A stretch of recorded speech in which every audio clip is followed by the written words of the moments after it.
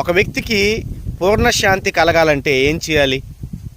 ఈ భూమి మీద బ్రతుకుతున్నటువంటి మనుషులందరూ కూడా తాత్కాలికమైన శాంతి, సమాధానము, సంతోషము వీటిని తాత్కాలికంగా వెతుకుతున్నాడు. ఎక్కడ వెతుకుతున్నాడు అంటే ఈ భూమి మీద భూ సంబంధమైన వాటి మీద మనసు పెట్టి భూ సంబంధమైన, లోక సంబంధమైన శాంతిని, సమాధానాన్ని మనిషి వెతుకుతున్నాడు.